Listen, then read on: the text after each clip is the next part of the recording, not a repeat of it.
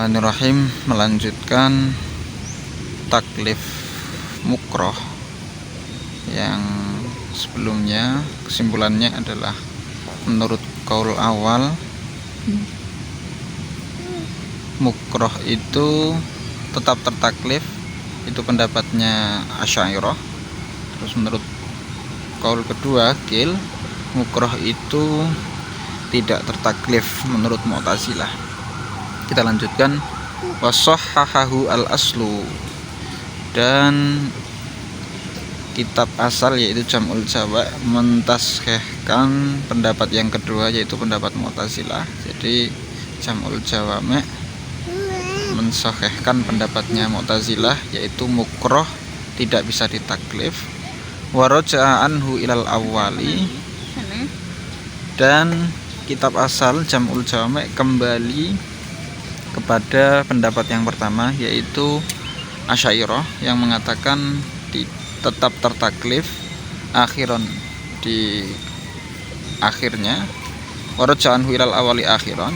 Jadi intinya Jam'ul Jawami, kitab Jam'ul Jawami itu sempat mengikuti pendapat yang kedua, terus kemudian pindah pendapat yang pertama. Wa adraja fi mashahahu imtina taklifil mukroh alal qatsli, dan kitab asal atau Jam'ul Jawami memasukkan di dalam apa yang di atas sahih yaitu pendapat yang kedua, memasukkan tentang tercegahnya mentaklif orang yang terpaksa. Jadi mukroh yang menurut pendapat kedua tidak ditaklif ya, yaitu Asy'ariyah. Terus kemudian yaitu Mu'tazilah ya, tidak tertaklif.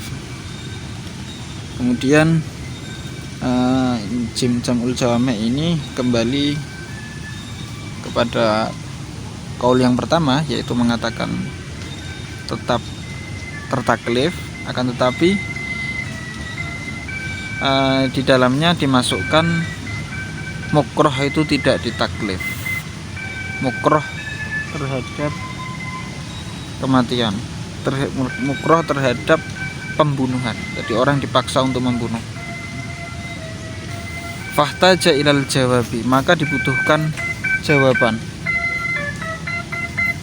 An ismil qatili, dari dosanya orang yang membunuh, al mujma'i alaih, yang telah disepakati. Orang yang membunuh itu sepakat dia berdosa. Bagaimana jawabannya? Artinya begini, dalam Jam'ul Jawami mengatakan bahwa orang yang membunuh itu sepakat, dalam Jam'ul Jawami mengatakan orang mukroh itu tidak tertaklif. Bagaimana kalau mukrohnya itu dipaksa untuk membunuh, sedangkan mujma' alaih bahwa orang membunuh itu tetap berdosa, berarti terkena taklif. Bagaimana jawabannya itu? Yang ditashihkan oleh kitab asal itu mukroh tidak tertaklif, akan tapi kenyataannya mukroh alal qatsli, orang dipaksa untuk membunuh tetap mendapatkan dosa. Jawabannya adalah bi annahu laisa lil ikrahi, bahwa dosa membunuh itu bukan karena terpaksanya, bal li isarihi nafsahu bil baqa'i ala qatilihi, akan tapi lebih mendahulukan, lebih memilih dirinya sendiri untuk tetap hidup dibandingkan hidupnya orang yang dibunuh. Dosanya adalah memilih kemungkinan, memilih dirinya sendiri untuk hidup dan membunuh orang yang disuruh untuk membunuhnya. Berarti intinya orang yang disuruh membunuh ini lebih memilih dirinya untuk hidup dan lebih menuruti perintah untuk membunuhnya. Karena kalau dia tidak membunuh, dia yang akan dibunuh. Berarti dia memilih dirinya untuk hidup daripada orang lain hidup.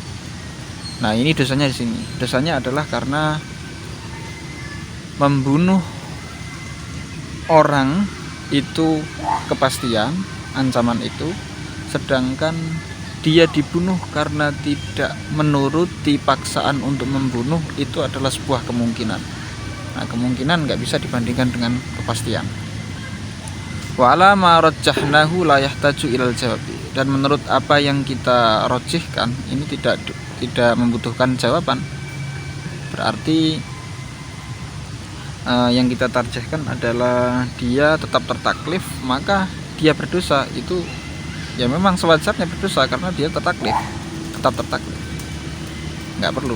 Jadi kalau kita mengikuti kaul kitab asal, yang mengikuti tashehannya kitab asal, yaitu kaul kedua ditashehkan oleh kitab asal, maka perlu klarifikasi tentang taklifnya orang yang dipaksa untuk membunuh. Akan tetapi kalau menurut kaul awal yang kita tarjihkan, maka tidak perlu untuk jawaban, tidak perlu untuk klarifikasi.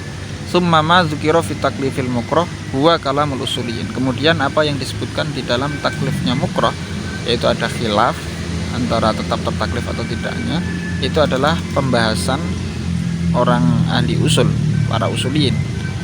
Amal fuqaha'u fattarabat ajwibatuhum fihi bihasbi kuwatid dalil. Adapun para ahli fikih, jawaban mereka ittarabat, berubah-ubah dengan mempertimbangkan kekuatan dalilnya. Famarrotan qata'u bima yuwafiqu adama taklifihi. Maka di satu waktu, satu kesempatan mereka memastikan mukroh ini tidak tertaklif. Ka'adami sihati uqudihi wa hilliha.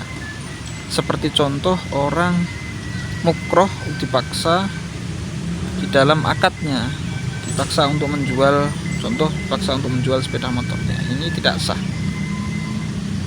karena tidak tertaklif. Waqat talafuzi bi kalimatil kufri wa qalbu mutmainnum bil iman. Dan seperti halnya disuruh melafadzkan kalimat kufur sedangkan hatinya tetap berada di dalam keimanan, maka paksaannya ini tidak sah, dia tidak tertaklif. Artinya dia tetap mukmin. Wa marratan qata'u bima yuwafiqu taklifahu ka ikrahil harbi wal murtadi alal Islam. Dan satu waktu para fuqaha memilih untuk mentaklif mukroh, seperti halnya memaksa kafir harbi untuk Islam dan murtad untuk Islam. Maka Islamnya orang murtad dan Islamnya orang kafir harbi dengan paksaan itu sah. Wa nahwihi mimma huwa ikrahun bihaqqin. Dan contoh-contoh yang semisalnya yang di dalamnya ada paksaan secara hak. Wa marratan rajjahu ma yuwafiqul awwala. Dan di satu waktu fuqaha ini mentarjih, kalau tadi memastikannya, ini mentarjih yang cocok dengan pendapat yang pertama, yaitu ada mutaklif, tidak tertaklif, lebih cocok, lebih mentarjih yang tidak tertaklif.